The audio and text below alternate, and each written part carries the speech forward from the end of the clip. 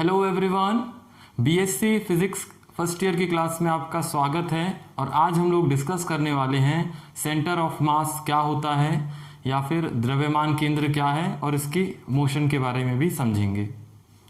तो टॉपिक की हेडिंग डालते हैं सेंटर ऑफ मास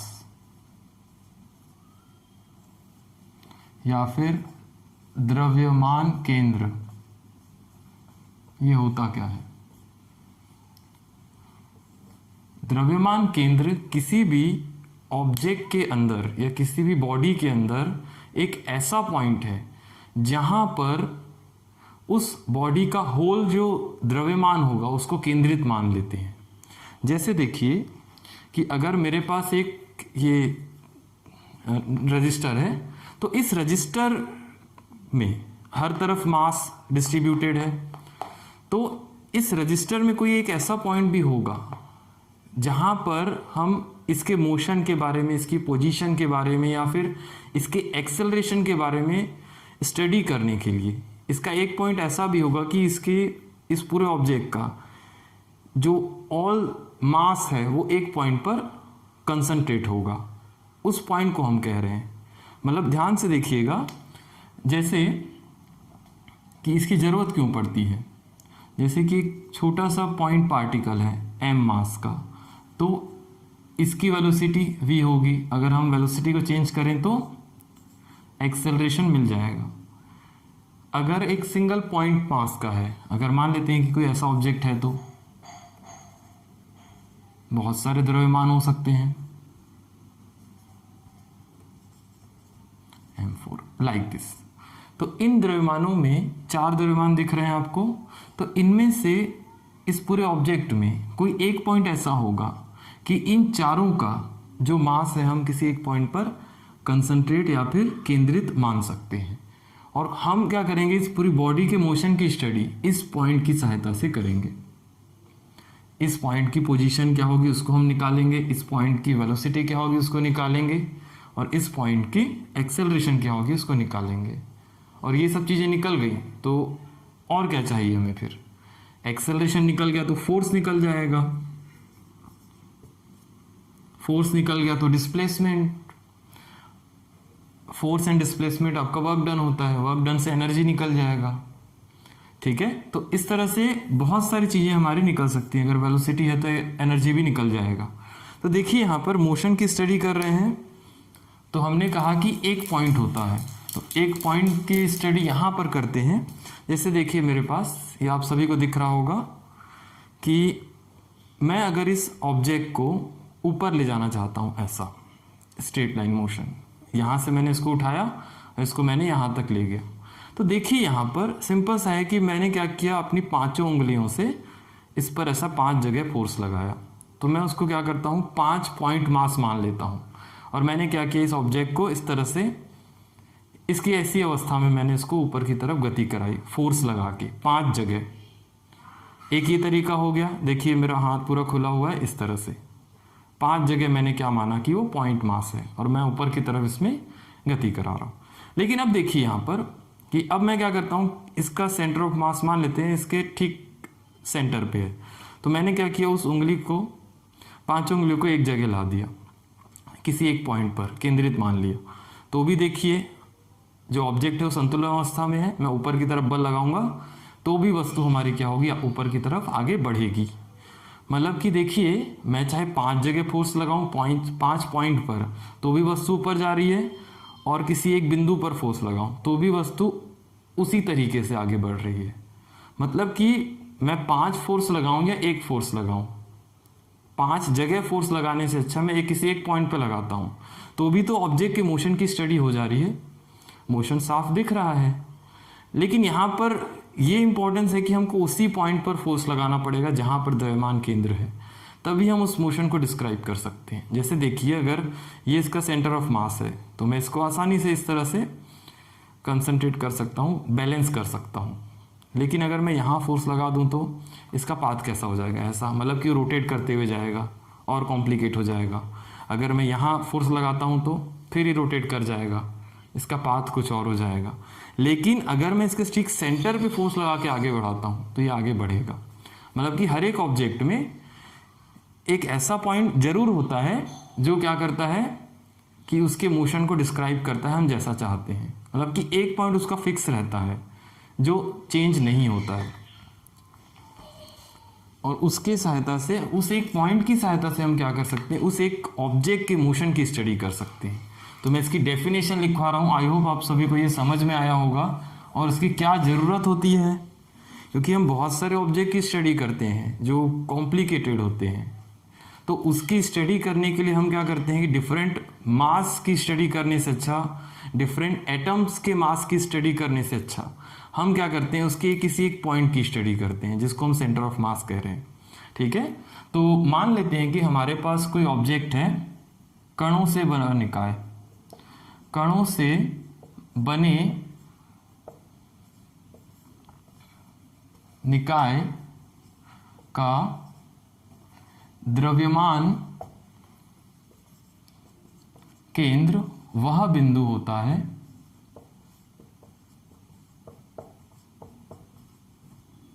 जहां पर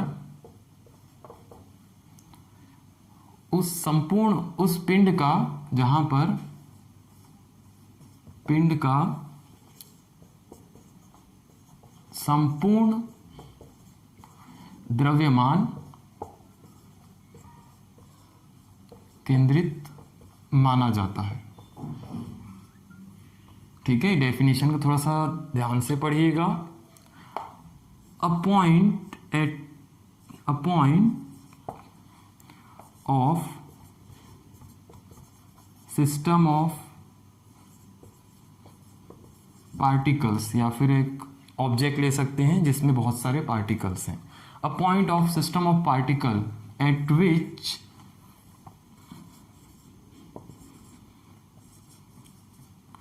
whole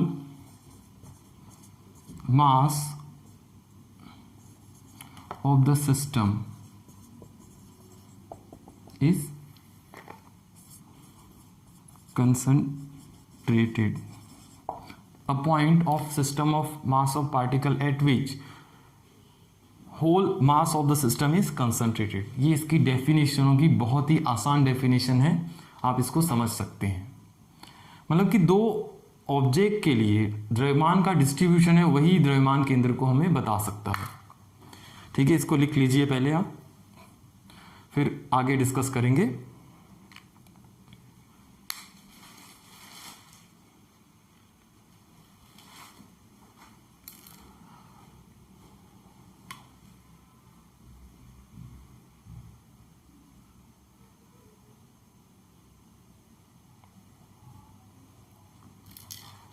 तो चलिए आगे बढ़ते हैं। अभी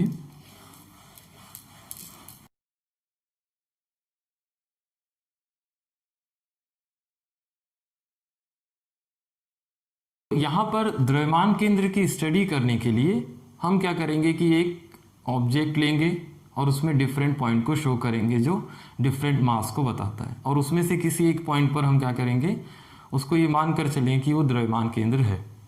तो देखिए यहाँ पर, जैसे ये कोई ऑब्जेक्ट है और इसमें बहुत सारे पॉइंट्स हैं, M1 है, फिर है यहाँ पर M2, बहुत सारे हो सकते हैं मास, मैं एक रैंडमली चूज कर रहा हूँ, M3, और भी आप चूज कर सकते हैं, M4, लाइक दिस। ओके, तो इसको मैं क्या करूँगा, इस ऑब्जेक्ट के लिए मान लेते हैं कि द्रव्यमान का डिस्ट्रीब्यूशन इस तरह का है, तो इस पॉइंट पर मैं क्या करता हूँ, इसको, इसका सेंटर ऑफ मास है ये मानता हूँ। तो इसको मैं कोऑर्डिनेट की सहायता से बताऊंगा, और कोऑर्डिनेट्स के जो लेक्चर हैं वो हम प्रीवियसली डिस्कस कर चुके हैं, तो उसको भी आप जाके देखिए, उसमें भी एक पार्टिकल के मोशन की स्टडी की गई है डिफरेंट कोऑर्डिनेट सिस्टम में। तो देखिए, इसको मैं x मानूंगा और इसको y, और इसको ओरिजिन। तो इसके ओरिजिन से 4 मास हैं, तो 4 मास के लिए हम क्या करेंगे, पोजीशन वेक्टर लिखेंगे। तो O से M1 के लिए R1 हो गया, M2 के लिए R2 हो गया पोजीशन वेक्टर, M3 के लिए R3 हो गया, M4 के लिए R4 हो गया, वैसे M5 भी हो सकता है, M6 भी हो सकता है। सब मास का जो पॉइंट है, एक कॉमन पॉइंट जिसको हम कह रहे हैं कि whole mass of the system is concentrated at that point is known as centre of mass. तो इस पॉइंट का भी एक क्या होगा, एक पोजीशन वेक्टर होगा, जिसको मैं कैपिटल R से लिखूंगा, जिसको हम कहेंगे R सेंटर ऑफ मास। ये इसका पोजीशन वेक्टर होगा। तो according to definition R centre of mass जो होता है वो हमारा डिफाइंड होता है इसकी पोजीशन वेक्टर के थ्रू। तो देखते हैं कि इसके मोमेंटम का जो सम होगा या फिर जो आघूर्णों का जो योग होगा वो उसके बराबर होगा। तो देखिए यहाँ पर M1R1 plus M2R2 plus M3R3 plus M4R4, और आगे अगर और मास होते हैं तो आप इसको प्लस MnRn भी कर सकते हैं। n mass of the system, n number of mass of the system. और नीचे क्या लिखेंगे हम, M1 plus M2 plus M3 plus dash dash dash plus Mn। तो ये आपका क्या होगा, सेंटर ऑफ मास डिफाइंड होता है। मैं इसको पूरा लिखवाऊंगा, इसका डेरिवेशन भी कराऊंगा ये कैसे आता है, तो इसके आधार पे आप इसको लिख सकते हैं। ठीक है, तो इस डायग्राम को बना लीजिए और इस इक्वेशन को लिख लीजिए।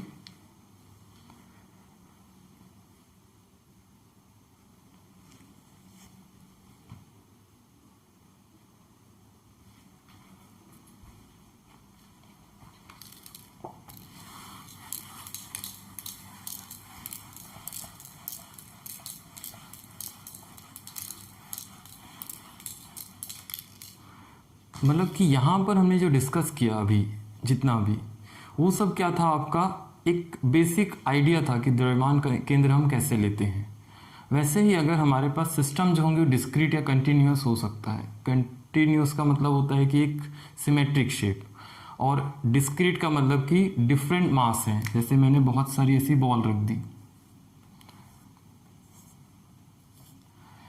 कहीं पर भी मैंने ज़मीन में इस तरह से बॉल रख दी, इसको मैंने नाम दे दिया M1, M2, M3,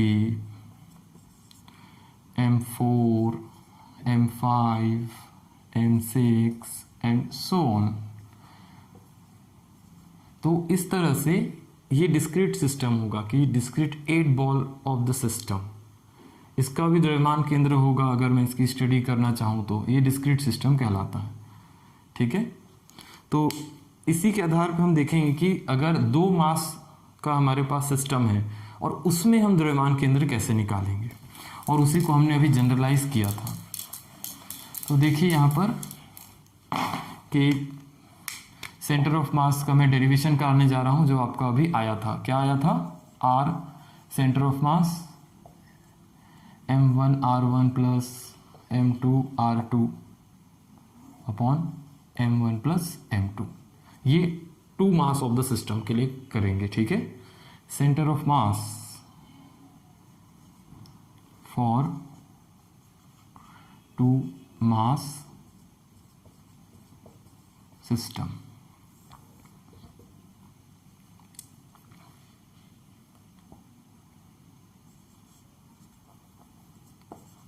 दो द्रव्यमान निकाय के लिए द्रव्यमान केंद्र। ठीक है, तो इसको पहले लिख लेते हैं। मैं कुछ थ्योरी आपको लिखवा देता हूँ, फिर इसके बाद इसके डायग्राम को समझेंगे। ठीक है, ये टॉपिक है हमारा अभी का फॉर 2 मास सिस्टम के लिए। तो समझिए यहाँ पर कि हमारे पास 2 मास है, ये M1 हो गया और ये हो गया M2, और इनके बीच का जो सेंटर ऑफ मास होगा इनकी लाइन ज्वाइनिंग के, हॉरिजॉन्टल लाइन ज्वाइनिंग के ठीक कहीं पर भी हो सकता है। अगर दोनों बराबर होंगे तो सेंटर पे होगा, या फिर ये अगर ज़्यादा है तो इसके आसपास होगा, अगर ये ज़्यादा है तो इसके आसपास होगा। ठीक है, देखिए यहाँ पर कि मान लेते हैं कि इसकी लाइन ज्वाइनिंग है जो वेक्टर है सिंपल, और इसके इस पॉइंट पर सेंटर ऑफ मास पॉइंट है, ठीक है। मतलब कि मैं ये कह रहा हूँ जैसे अगर m2 is greater than m1 then centre of mass is shifted to the m2, मतलब कि अब यहाँ पर ठीक बीच में नहीं होगा, वो यहाँ खिसक जाएगा कहीं पर, क्योंकि होता है, आप देख सकते हैं इसमें भी, ठीक है। वैसा ही अगर m1 is greater then m2 होगा तब वो यहाँ खिसक जा सकता है। अगर m1 इक्वल टू m2 होगा तब वो एकदम सेंटर पे होगा। तो अभी मैं ये तीनों कंडीशन को नहीं सॉल्व करा रहा हूँ, बस आपको ये आइडिया बता रहा हूँ कि द्रव्यमान केंद्र भी गति करता है, मतलब कि उसकी गति भी हम पढ़ेंगे, क्योंकि अभी मैंने आपको एक एग्जांपल दिया था कॉपी वाला, रजिस्टर वाला, तो उसमें भी वही था कि मोशन की स्टडी करनी है तो हमको द्रव्यमान केंद्र की स्टडी करेंगे तो पूरे सिस्टम की स्टडी हो जाती है, ठीक है। तो इसके आगे बढ़ते हैं अभी कि इसके ओरिजिन पे मैं ये पॉइंट मान लेता हूँ पहले, ये पॉइंट ए हो गया, ये पॉइंट बी हो गया, और इस सेंटर ऑफ मास पॉइंट को मैंने सी मान लिया, ठीक है। मैं सेंटर ऑफ मास ये सी यहाँ लिख देता हूँ, सेंटर ऑफ मास यहाँ लिखता हूँ, ठीक है। और किसी एक रेफरेंस पॉइंट से, जिसको हम मूल बिंदु या ओरिजिन कहते हैं, वहां से हम क्या करेंगे, इसके पोजीशन वेक्टर्स को डिफाइन करेंगे, सिंपल। ये एक्स हो गया, ये वाई हो गया, 3 डायमेंशन में भी आप ले सकते हैं। ये ओरिजिन हो गया, तो देखिए यहाँ पर ये पॉइंट ए है, तो ओ से ए तक की जो डिस्टेंस है हमारी, ये इसका पोजीशन वेक्टर होगा r1। वैसा ही ओ से बी तक की जो डिस्टेंस होगी उसको हम r लिखेंगे या r2 लिखेंगे, ठीक है। तो इसका डायरेक्शन भी आप अच्छे से बना लेंगे।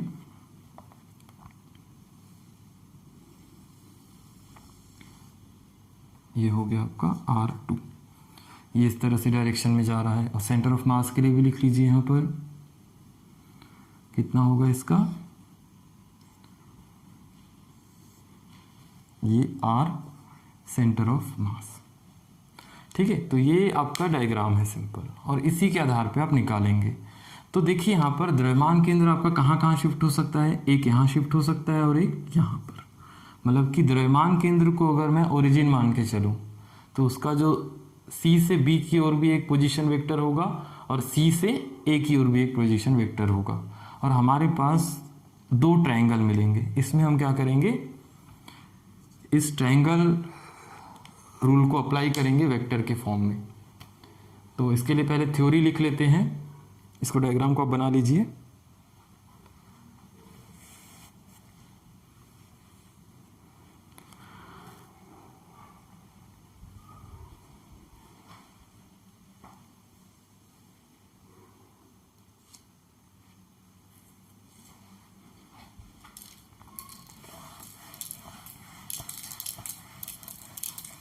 चलिए इसी डायग्राम की एक थ्योरी लिख लेते हैं। Let us consider that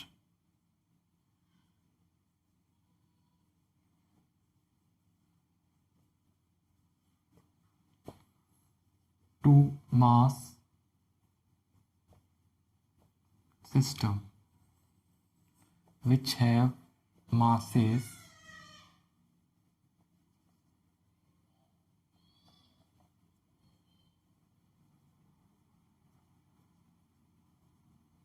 m1 and m2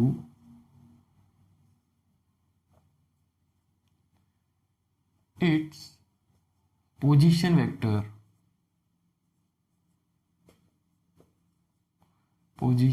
vectors from origin is r1 and r2। तो इसको इतना लिखते हैं, हिंदी में भी लिख लेते हैं पहले। माना कि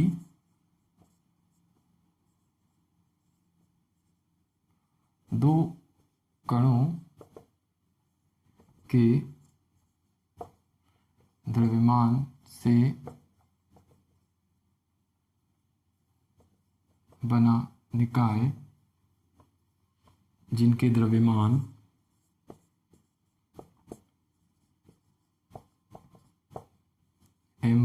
व m2 हैं तथा इनके स्थिति सदिश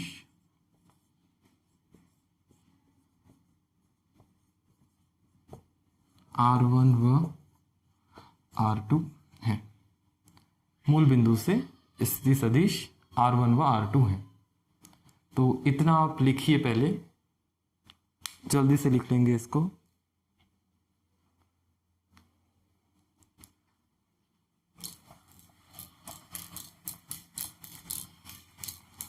तो यहाँ पर हम क्या करेंगे, इस डायग्राम को मैं फिर बना देता हूँ कि दो मास सिस्टम थे, ये M1 हो गया, ये M2 हो गया, इसका पॉइंट मैंने A माना, इसका पॉइंट B माना, ठीक है।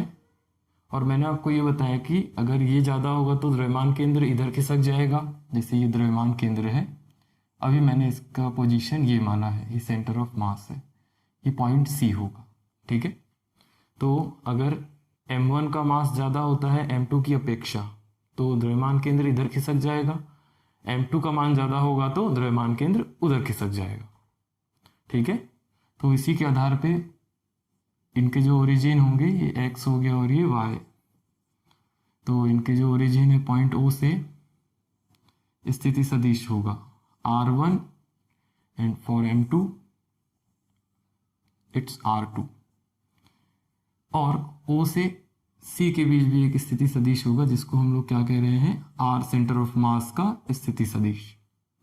अब देखिए कि अगर मैं सेंटर ऑफ मास को ओरिजिन मानूं तो एक पॉइंट या एक स्थिति सदिश मुझे यहाँ पर भी मिलेंगे, एक M2 की तरफ जाने वाला भी और एक M1 की तरफ जाने वाला भी। तो ये आपको दो ट्राइंगल दिख रहे हैं। इन ट्राइंगल की सहायता से सेंटर ऑफ मास की पोजीशन को हम स्टडी करेंगे। तो देखिए, दो ट्राइंगल की सहायता से मैं यहाँ पे लिखा रहा हूं फॉर ट्राइंगल OCA।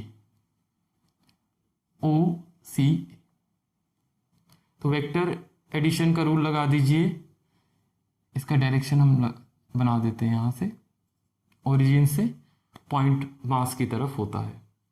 तो देखिए OCA ट्राइंगल में, तो यहाँ पर देखिए वेक्टर कैसा होगा, OC plus CA equal to OA, OC plus CA equal to OA। हमारे पास CA की वैल्यू नहीं है तो CA की वैल्यू हम निकाल लेंगे यहाँ से। तो पहले OC का मान कितना होगा, देखिए R centre of mass plus CA, इसकी वैल्यू हमको निकालनी है, और OA का मान है हमारे पास R1, position vector for particle M1। तो CA की वैल्यू कितनी हो जाएगी, ये R1 minus R centre of मास। ये बहुत इंपॉर्टेंट रिलेशन है, इसको ध्यान रखेंगे, ठीक है। वैसा ही दूसरा ट्राइंगल है OCB। तो ट्राइंगल या त्रिभुज OCB के लिए, ठीक है, तो उसको लिख लेंगे आप। तो यहाँ देखिए OC plus CB is equal to OB। तो OC plus CB, OC plus CB is equal to OB। ये वेक्टर एडिशन का रूल होता है, पढ़ा होगा आपने। ये इस तरह से लिखा जाता है, अगर ये A वेक्टर है और ये B वेक्टर है तो इसका जो ये वाला वेक्टर होगा ये C वेक्टर होगा, और C यहाँ पर हम ये लिख सकते हैं कि A vector plus B vector equal to C vector. ये रिजल्टेंट वेक्टर होता है। आप चाहें तो डिफरेंट टाइप का भी आप बना सकते हैं, या आपने शायद इस टाइप का ट्राइंगल पढ़ा होगा कि वेक्टर अगर इधर जाता है और इधर जाता है तो ये इसका रिजल्टेंट होता है। तो इस तरह से भी आपने पढ़ा होगा। तो ये ट्राइंगल ही बनते हैं इस टाइप के। तो वो इसी के आधार पे हमने स्टडी की यहाँ पर, ठीक है। तो OC की वैल्यू कितनी हो जाएगी, R centre of mass plus C B की वैल्यू निकालनी है, क्योंकि अगर M2 ज़्यादा हो जाएगा तो C centre of mass point जो सी है वो इधर भी खिसक सकता है, तो ये इसका पोजीशन वेक्टर हो जाएगा सेंटर ऑफ मास के रिस्पेक्ट में। ओ बी की वैल्यू है R2, तो सी बी कितना आ जाएगा यहाँ से R2 minus R centre of मास। अब यहाँ पर क्या करेंगे देखिए कि इनके आघूर्ण निकालेंगे या इनके मोमेंटम निकालेंगे for particle M1 and particle M2। तो मैं यहाँ लिख रहा हूँ, तो आप पहले इसको लिखेंगे फिर इसको लिखेंगे। तो यहाँ मैं लिख देता हूँ moment for particle M1, M1 कण के लिए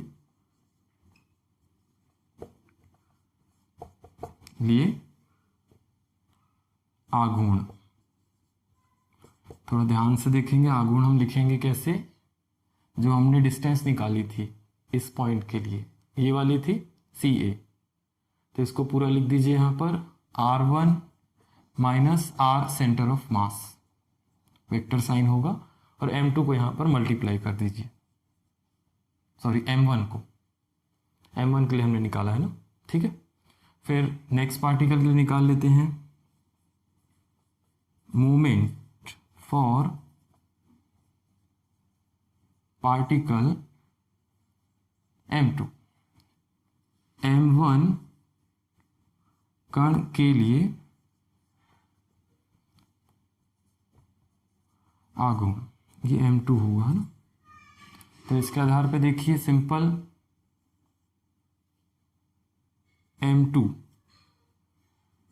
R2 minus R centre of मास, ये तो कॉमन है दोनों में, ये R2, इसकी वैल्यू मैंने यहाँ रख दी।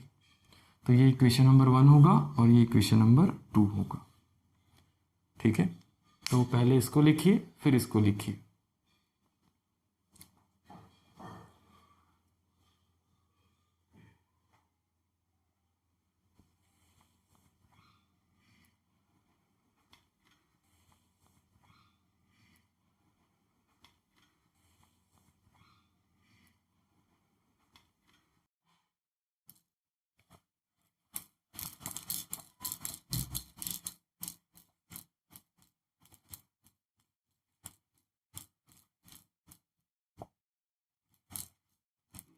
तो इतना हमने लिखा है अभी, तो चलिए इसको मिटा ही देते हैं, आप इसको याद रख लीजिएगा ना, ठीक है। M1 के लिए मोमेंट ये होगा और M2 के लिए ये होगा।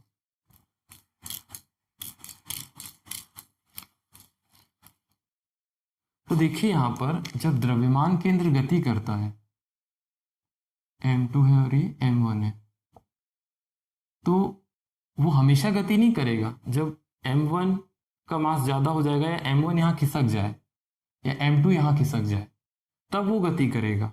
हम लोग क्या करेंगे कि द्रव्यमान केंद्र पे किसी व्यक्ति को खड़े करा देंगे, और वो व्यक्ति जब खड़ा हुआ है तो द्रव्यमान केंद्र स्टेशनरी हो जाएगा और M1 M2 गति करेंगे।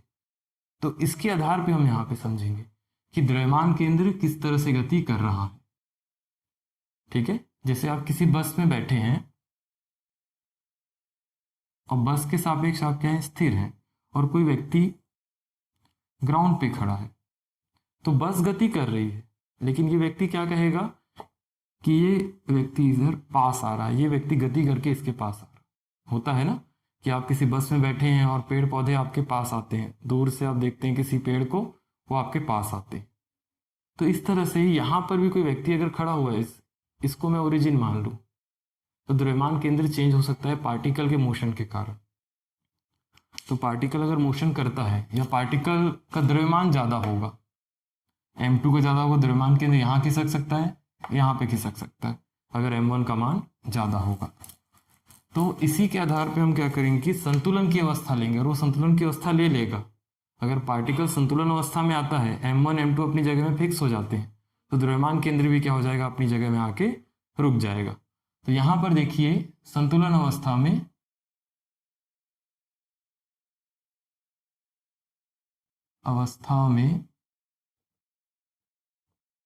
निकाय का आघूर्ण, at equilibrium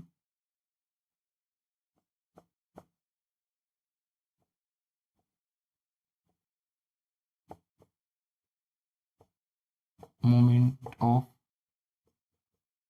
system m1 m2 के लिए। तो पहला लिख लीजिए आप m1 r1 minus r centre of mass is equal to m2 r2 minus r centre of mass, vector sign लगा देंगे, ठीक है। लेकिन यहां पर देखिए द्रव्यमान केंद्र m1 के लिए लेफ्ट साइड खिसक रहा था, m2 के लिए राइट साइड। तो दोनों मोमेंट में क्या होगा आपका, एक माइनस का साइन होगा, क्योंकि द्रव्यमान केंद्र या तो लेफ्ट खिसकेगा या राइट खिसकेगा और संतुलन की अवस्था में एक पॉइंट पे आके रुक जाएगा। तो इसलिए लेफ्ट राइट खिसकने के कारण इसको एक में माइनस लिखेंगे। तो इसको आप अरेंज कर लीजिए, आर सेंटर ऑफ मास की वैल्यू निकाल लेंगे हम। तो हम क्या करेंगे यहाँ पर देखिए m1 r1 minus m1 r centre of mass is equal to m2 को अंदर मल्टीप्लाई कराते हैं minus m2 r2 minus minus plus m2 r centre of mass.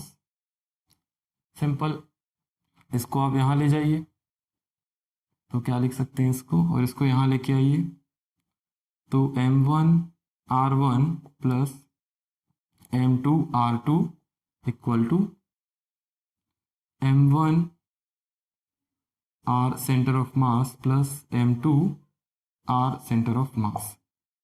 तो इसको आप अरेंज करके लिख लीजिए, r centre of mass for two particle system, r centre of mass को कॉमन लीजिए आप, तो आएगा ये m1 r1 plus m2 r2 upon m1 plus m2, ठीक है। ये आपका देखिए मोमेंट है फॉर पार्टिकल m1 के लिए और मोमेंट है फॉर पार्टिकल m2, ठीक है। लेकिन जो हमने लिखा था r1 minus r centre of मास, वो सेंटर ऑफ मास के रिस्पेक्ट में लिखा था ओरिजिन मान के।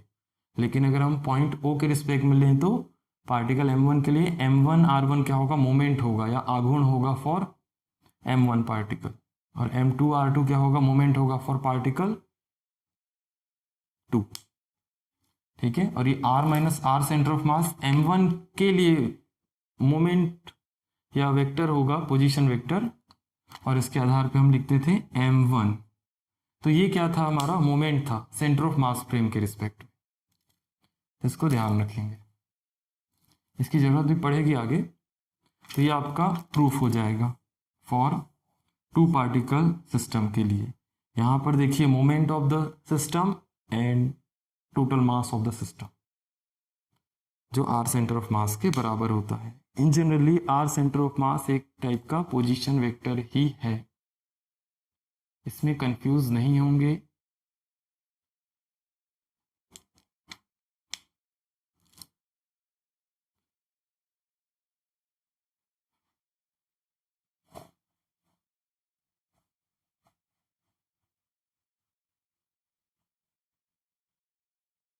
और इसी के आधार पे मैंने क्या लिखाया था आपको, n पार्टिकल के लिए, for n particle system, n कणों के निकाय के लिए,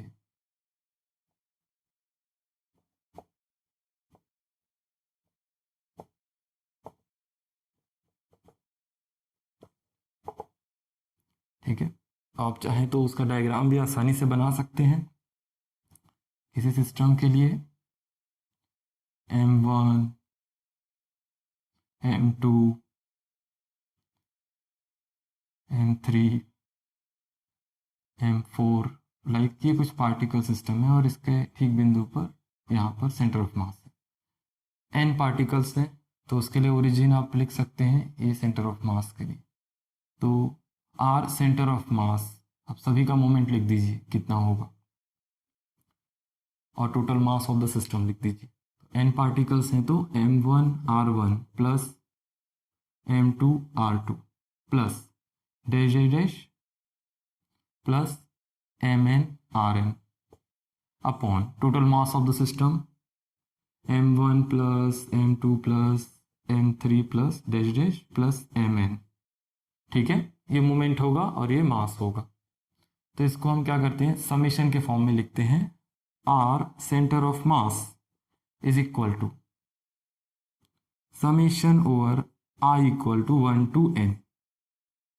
तो M I R I upon summation over I equal to 1 to n M I. ठीक है, ये क्या होगा आपका निकाय का आघूर्ण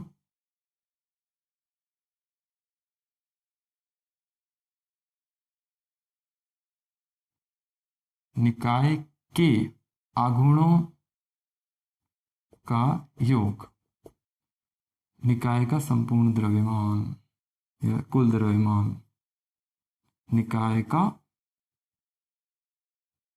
कुल द्रव्यमान, इसको आप इंग्लिश में भी लिख सकते हैं sum of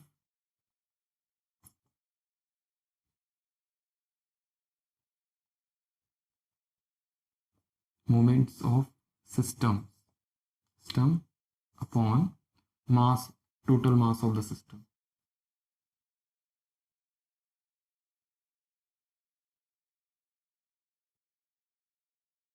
of the system.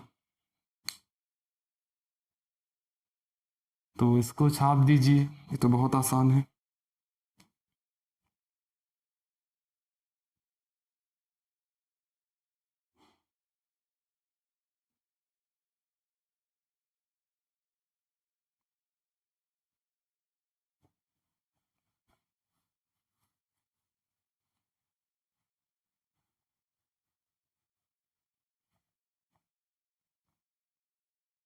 हाँ, फिर इसके बाद हम स्टडी करेंगे मोशन ऑफ सेंटर ऑफ मास, वो भी बहुत आसान है। मोशन ऑफ सेंटर ऑफ मास, बस आपको सेंटर ऑफ मास पता होना चाहिए, उसका पोजीशन वेक्टर। तो एक बार उसको डिफरेंशिएट कीजिए, उसकी वेलोसिटी आ जाएगी, वेलोसिटी को एक बार और डिफरेंशिएट कीजिए, उसका एक्सेलरेशन आ जाएगा, वही उसका क्या होगा, सिंपल मोशन होगा। द्रव्यमान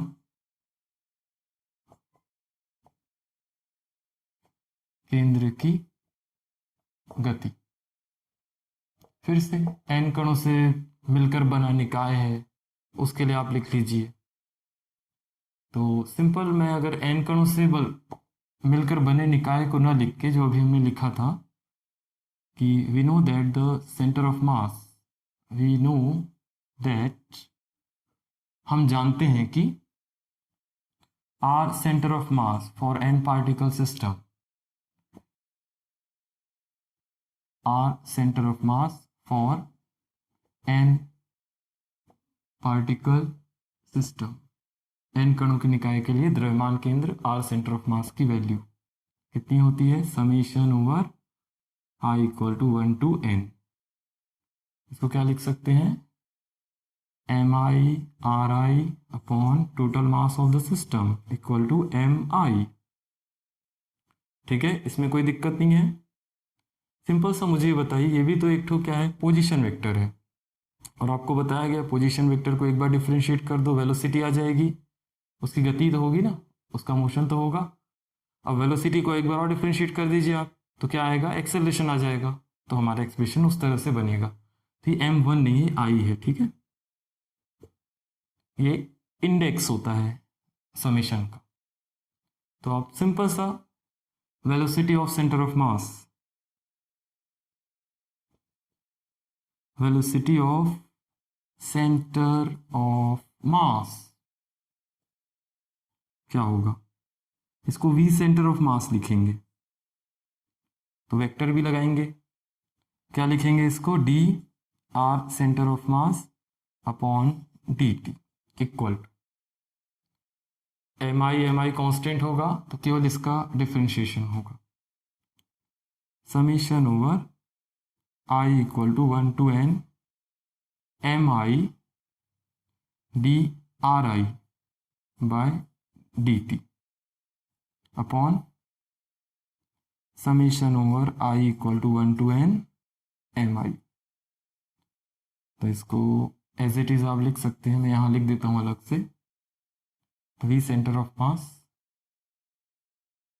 equal to D R I by D T को क्या लिखेंगे हम, वी आई लिख दीजिए भाई, summation over I equal to 1 to n M I V I, M I V I vector upon summation over I equal to 1 to n M I. ये equation number 3 मानेंगे आप। तो इसको 4 मान लीजिए, 3 इसको मान लीजिए, आर सेंटर ऑफ मास आपके पास आया था, ये वाला।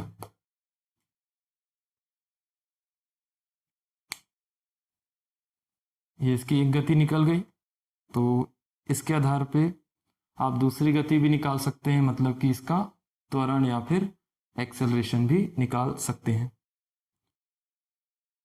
द्रव्यमान केंद्र का वेग होगा ना, इसको हिंदी में भी आप लिख लेंगे, द्रव्यमान केंद्र का वेग। तो इसी में लिख लेते हैं फिर से,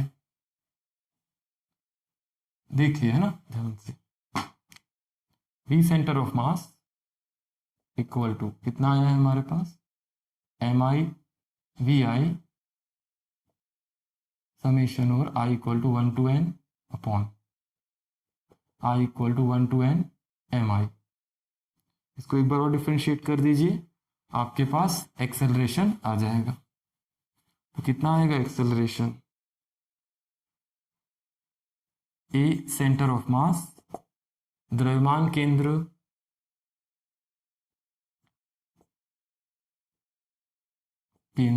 का त्वरण, acceleration of the centre of mass summation और आई इक्वल टू 1 to n, इसको डिफरेंशिएट करना होगा, ठीक है। वी सेंटर ऑफ मास को आप डिफरेंशिएट कीजिए विथ रिस्पेक्ट टू टी, तो M I D V I by D T upon summation over I equal to 1 to n M I. तो ए सेंटर ऑफ मास आपका कितना आ जाएगा, एम आई ए आई, तो summation over I equal to 1 to n M I A I upon summation over I equal to 1 to n M I. ये equation number 5 होगा, ये आपकी गति के इक्वेशंस होंगे, ठीक है। इंडेक्स आप चेक कर सकते हैं कहाँ से कहाँ तक बढ़ेगा, V centre of mass and A centre of mass के लिए आई की वैल्यू 1 2 3 4 5 6 7 अप टू n, ठीक है। तो उसको सम के रूप में लिख सकते हैं, जितने पार्टिकल के लिए पूछा है उसके लिए कैलकुलेट भी कर सकते हैं कि जितने भी सिस्टम्स हैं उसके लिए कितना होगा सेंटर ऑफ मास।